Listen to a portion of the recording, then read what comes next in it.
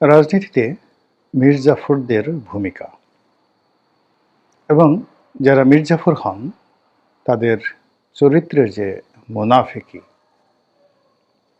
এবং সেই মুনাফিকির ফলে একটি দেশ এবং জাতির যে ক্ষয়ক্ষতি হয়, ইতিহাসের আলোকে এই বিষয়গুলো নিয়ে আপনাদের সঙ্গে আলোচনা করব।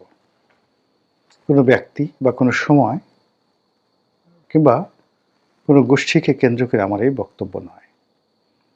কারোর সঙ্গে যদি মিলে যায়, এটা নিতান্তই কাকতালীয়। এবং কেউ যদি ব্যক্তিগতভাবে আমার এই বক্তব্য দ্বারা অপমানিত বোধ করেন, সেটি তার একান্ত ব্যক্তিগত বিষয়।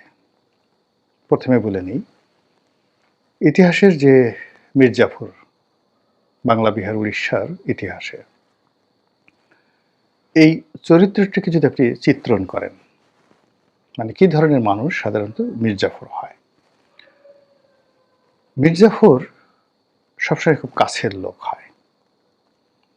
আপনি যাকে ঠকাবেন বা যে ঠকবে, যে পরাজিত হবে, যে অপমানিত হবে, যে লাঞ্ছিত হবে, তার খুব ঘনিষ্ঠ, রাজনীতির খুব ঘনিষ্ঠ লোক কিন্তু তার সাথে মীর জাফরগিরি করবে, বাইরের কোনো লোক না। এটা হলো তার প্রথম বৈশিষ্ট্য। নবাব সিরাজউদ্দৌলার প্রধান সেনাপতি মীর জাফর আলী খান তার খুব নিকট আত্মীয় ছিলেন এবং তার নানা আলীবর্দী খানের জমানা থেকে তিনি বৈবাহিক সূত্রে, রক্ত সম্পর্কে এবং প্রশাসনিক কর্মকাণ্ডে বাংলা, বিহার, উড়িষ্যার যে রাজদরবার, এই দরবারের একজন অত্যন্ত ঘনিষ্ঠ লোক ছিলেন। তার যতটা না যোগ্যতা ছিল, তার চাইতেও তাকে ওভার রেটিং করা হতো এবং তিনি সেটা জানতেন কি করে ওভার রেটিং করতে হয়। ঘুষ, দুর্নীতি, অনিয়ম, এই জিনিসগুলো চমৎকারভাবে কাজে লাগিয়ে তিনি নিজেকে বাংলা, বিহার, উড়িষ্যার রাজনীতির একটি অপরিহার্য গুরুত্বপূর্ণ ব্যক্তি তৈরি করে ফেলেছিলেন নবাব আলীবর্দী খানের জমানার একেবারে প্রথম দিন থেকে। কাজেই একটা সময়ে যখন তিনি এই রাষ্ট্রের বিরুদ্ধে অবস্থান নিলেন এবং এই রাষ্ট্রটিকে ইংরেজদের হাতে তুলে দেওয়ার ব্যাপারে সিদ্ধান্ত নিলেন, তখন ব্যক্তি নবাব সিরাজউদ্দৌলার প্রতি যতটা না তার ক্ষোভ, ক্রোধ ছিল, তার চাইতে বেশি ছিল তার ব্যক্তিগত দুর্বলতা, ব্যক্তিগত লোভ, লালসা। এবং তিনি জানতেন যে তার যে সহজাত ক্ষমতা রয়েছে, যোগ্যতা রয়েছে, এই যোগ্যতা দিয়ে তিনি কখনো কাঙ্ক্ষিত মাকামে বা নির্দিষ্ট যে গন্তব্য, সেই গন্তব্যে তিনি পৌঁছাতে পারবেন না। কাজেই তাকে বিদেশি শক্তির সাহায্য লাগবে, সহযোগিতা লাগবে। এজন্য তিনি স্ব-উদ্যোগী হয়ে রবার্ট ক্লাইভ, ইস্ট ইন্ডিয়া কোম্পানির অনেক কর্তা ব্যক্তিদেরকে তিনি তার এই চক্রান্তের সঙ্গে সামিল করে নিয়েছেন এবং নিজেকে তিনি বাংলা, বিহার, উড়িষ্যা বিক্রি করার আগে তিনি আগে নিজেকে বিকিয়ে দিয়েছেন। এটা হলো মীর জাফরের বৈশিষ্ট্য। মীর জাফরের চরিত্র যদি আপনি খন্দকার মোশতাকের দিকে চিন্তা করেন, এও আর এক লোক। পুরো আওয়ামী লীগের মধ্যে সে 1954 থেকে এই লোক ছিল। তিনি আওয়ামী লীগের লোক ছিলেন, কিন্তু মনে প্রাণে তিনি পাকিস্তানপন্থী ছিলেন। পাকিস্তান আইএসআই এর এজেন্ট রূপে, আমেরিকা দালাল রূপে তিনি একেবারে হোসেন শহীদ সরওয়ার্দীর সঙ্গে, মাওলানা আব্দুল হামিদ খান ভাসানীর সঙ্গে এবং পরবর্তীতে বঙ্গবন্ধু শেখ মুজিবুর রহমানের সাহেবের সঙ্গে একেবারে কাঁধে কাঁধ মিলিয়ে তিনি বঙ্গবন্ধুর মৃত্যুর পূর্বক্ষণ পর্যন্ত তাকে মানে এমন একটা গিয়ার আপ করে রেখেছেন যে খন্দকার মোশতাকের মতো আর বিশ্বস্ত বন্ধু নেই। ইতিহাস কি হয়েছে মোরালেস আমরা সবাই জানি। এখন এই যে বাংলাদেশের আদি এবং অকৃত্রিম যে মীর জাফর, তার সঙ্গে আবার খন্দকার মোশতাক, এই দুজনের চরিত্রের সঙ্গে যদি আমি আরো কয়েকটি চরিত্রের কথা বলি, যারা একটা সময় সেই দেখা গেল যে মুঘল দরবারের খুব ঘনিষ্ঠজন ছিলেন। তো কোনো কারণে সে বিক্ষুব্ধ হয়ে গেল। তাকে নাদের শাহকে ডেকে আনতে হলো। বা দিল্লির সালতানাতের খুব কাছাকাছি ছিল, কিন্তু তাকে আহমদ শাহ আবদালীকে ডেকে আনতে হলো।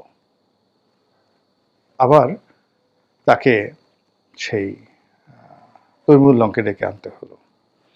এই যে ঘটনাগুলো ঘটেছে, তারা সবাই বিভিন্ন সময়টিতে সিংহাসনের মানে যে পরিবর্তন বা বিদেশের শত্রুর দ্বারা একটি সাম্রাজ্য রাষ্ট্র তছনছ করার যে কাজটি অনিবার্য করে তুলেছে প্রায় সব ক্ষেত্রে শতভাগ একজন, দুইজন বা তিন চারজন করে মির্জাফর, জগৎ শেঠ, রায়দুর্লভ, ইয়ার লতিফরা ছিল বিভিন্ন নামে। এবং এটা অতীতে যেভাবে ছিল, এখন ঠিক এই সময়টিতেও আপনি দেখবেন পৃথিবীর সব দেশে আছে। আমরা আল কায়েদার কথা বলি, আমরা আইএসের কথা বলি, বা পৃথিবীর অন্য যে সকল সংগঠন নিয়ে পশ্চিমারা মানে খুব বিষোদ্গার করে, এই প্রতিটি সংগঠনের মধ্যেই একাধিক যাকে বলে তৈরি হওয়ার পেছনে মির্জাফর আছে, আর এই সংগঠনগুলো শেষ করার পেছনেও মির্জাফর আছে। আমাদের দেশের অনেকগুলো বিপ্লবীদেরকে যারা ধরিয়ে দিয়েছে, আপনি চিন্তা করুন মাস্টারদা সূর্য সেনকে কারা ধরিয়ে দিয়েছে? তার একান্ত কাছের লোক যারা ছিল তারাই তাকে ধরিয়ে দিয়েছে। চে গুয়েভারাকে কে ধরিয়ে দিয়েছে? তার একান্ত কাছের মানুষ ধরিয়ে দিয়েছে। তো এই যে ইতিহাসের যে মির্জাফর, সেই মির্জাফরদের দ্বারা একটি দেশ যেভাবে ক্ষতি হয়, মানে হাজার হাজার শত শত ইবলিস মিলেও সেই দেশের ক্ষতি করতে পারে না। দেশি মির্জাফর মানে অন্য মানে মির্জাফর শব্দটি কেন ব্যবহার করা হয় এখানে? মির্জাফরদের প্রথম এবং প্রধান বৈশিষ্ট্য হলো তারা সিংহাসন, রাজকোষ মানে সেন্ট্রাল রিজার্ভ এবং দেশের ভূখণ্ড, এটা তারা নিজেদের রাগ, বিরাগ, অনুরাগের বশবর্তী হয়ে, লোভ লালসার বশবর্তী হয়ে বিদেশিদের কাছে তারা বিক্রি করে দেয়। ফলে এই যে মির্জাফরদের কারণে সারা দুনিয়াতে লক্ষ লক্ষ মা বোন ইজ্জত হারায়, লক্ষ লক্ষ পুরুষ সেই জীবন দেয়, অনেকে যুদ্ধবন্দী হিসেবে বা দাস রূপে বিক্রি হয়ে যায়। দেশের সহায় সম্পত্তি সব লুটপাট হয়ে যায়, তছনছ হয়ে যায়। কখনো কখনো কোনো শহর, বন্দর, নগর, গ্রাম, রাজধানী ভেঙে চুরে তছনছ হয়ে যায়। যেমন বাগদাদ হালাকু খান আক্রমণ করেছিল। আমরা হালাকু খানকে গালাগালি করি না? আপনারা অবাক হয়ে যাবেন যে বাদশাহ বা খলিফা মুনতাসিম বিল্লাহ, শেষ যে খলিফা ছিলেন, তো সেই মুনতাসিম বিল্লাহর যিনি উজিরে আজম, প্রধানমন্ত্রী, তো তিনি ছিলেন মূলত শিয়াপন্থী আর খলিফা ছিলেন সুন্নিপন্থী। তো এটা নিয়ে তাদের মধ্যে একটা দ্বন্দ্ব সংঘাত ছিল এবং সেই সংঘাতের প্রেক্ষিতে সেই তার প্রধানমন্ত্রী হালাকু খানকে সেই বাগদাদ আক্রমণ করার জন্য প্রলুব্ধ করেন। মুসলমানদের আরেকটি খুব পাওয়ারফুল রাষ্ট্র ছিল খাওয়ারেজম। চেঙ্গিস খান এই খায়রুজম ডাইনেস্টিটিকে এমনভাবে মাটির সঙ্গে মানে জালালউদ্দিন শাহ, তার ছেলে বীর মোহাম্মদ শাহ, জালালউদ্দিন শাহ, তার পিতা হল মোহাম্মদ শাহ।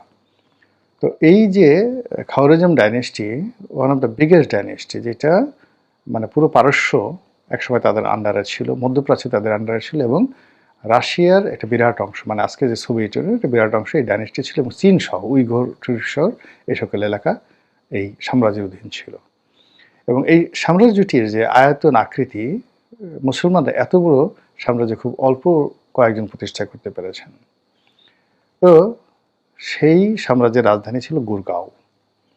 বলা হয় যে গুরগাঁও পৃথিবীর এত সুরক্ষিত রাজধানী ছিল যে মধ্যযুগে, প্রাচীন যুগে এবং এখনো পর্যন্ত অতটা ওয়েল প্রোটেক্টেড কোনো নগরী মানে তৈরি করা হয়নি। এমনকি কনস্টান্টিনোপলের যে প্রতিরক্ষা ব্যুহ, তার চেয়েতেও ওই গুরগাঁওয়ের প্রতিরক্ষা ব্যুহ ছিল অনেক বেশি। কিন্তু এইরকম একজন মীর জাফরের কবলে পড়ে পুরো সাম্রাজ্যটা তছনছ হয়ে যায় এবং চেঙ্গিস খান সেই গুরগাঁওকে এমনভাবে ধ্বংস করে দেয় যে গত কয়েক শত বছর ধরে পৃথিবীর যত আর্কিওলজিস্ট রয়েছেন তারা প্রাণান্ত চেষ্টা করে গুরগাঁওটা যে কোন জায়গাটাতে সেটা খুঁজে বের করতে পারছে না।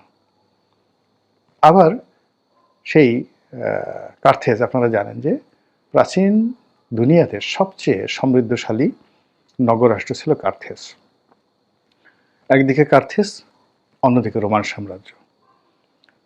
তো এই যে কার্থেজ নগরী, যেখান থেকে বিখ্যাত বীর হানিবল বার্কা তার উদ্ভব হয়েছিল। হানিবল বার্কার বাবা ছিলেন হামিলকার বার্কা। তো এই কার্থেজ নগরীটিকেও রোমানরা আক্রমণ করে মানে 4টা যুদ্ধ হয়েছিল। চতুর্থ, এটা পিউনিকের যুদ্ধ হিসেবে পরিচিত। এবং সর্বশেষ এই হানিবল বার্কাকে মানে রাজ্যচ্যুত, সাম্রাজ্যচ্যুত এবং আরও মানে যাকে বলা হয় তার জীবনকে তছনছ করে দিয়েছিল এক মীর জাফর। এবং সেই মীর জাফরের ফলে কি হলো, সেই কার্থেজ নগরী এমনভাবে রোমানরা মাটির সঙ্গে মিশিয়ে দিল যে বহু শত বছর ধরে সেই কার্থেজ নগরীটার কোনো নামগন্ধ, একটা ইট বালু খুঁজে পাওয়া যায়নি। তো এই কথা বললাম যে যখনই কোনো একটা রাষ্ট্রে মীর জাফরের উদ্ভব হয় তখন কম করে হলেও 50 বছরের বা 100 বছরের, কম করে মিনিমাম 50 বছরের একটা দাসত্ব একটা জাতির ভাগ্যে জুটে যায়।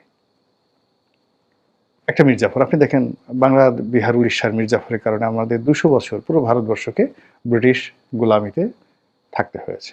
এইভাবে ইতিহাসের যে জায়গাগুলো মানে এরকম মীর জাফর মানে দখল করেছে, মীর জাফর উদ্ভব হয়েছে এবং মীর জাফররা যখন বিদেশিদের কাছে তার স্বজাতিকে বন্ধকের কাছে বিক্রি করে দিয়েছে এবং যে দাসত্বের শৃঙ্খলে দেড় জাতিকে আবদ্ধ করেছে, ওখান থেকে বের হতে মিনিমাম 50 বছর আর সর্বোচ্চ কখনো কখনো 1000 বছরও লেগে যায়। এখন এই পৃথিবীতে অনেক এরকম মীর জাফর, এই যে দেখুন আজকের যে প্যালেস্টাইনকে নিয়ে আমরা বলি, এখানে একজন মীর জাফর শরীফ হুসাইন মক্কার গভর্নর ছিলেন। মক্কার গভর্নর ছিলেন এখন এই যে জর্ডানের বাদশাহ আবদুল্লাহর পরদাদা, আবদুল্লাহর বাবা বাদশাহ হোসেন, বাদশাহ হোসেনের দাদা শরীফ হুসাইন। এই প্রথম মহাযুদ্ধে অটোম্যানদের সাথে মীর জাফরগিরি করে লরেন্স অফ অ্যারাবিয়ার মাধ্যমে ব্রিটিশদেরকে এই মধ্যপ্রাচ্যে নিয়ে গেল। অটোমান সাম্রাজ্যের পতন হলো এবং পুরো মধ্যপ্রাচ্যকে ওই প্রথম মহাযুদ্ধের পরে যেভাবে সে লিজ দিয়ে গেছে এখন পর্যন্ত, সিরিয়া, সৌদি আরব, কুয়েত, কাতার থেকে পুরো মধ্যপ্রাচ্য, পশ্চিম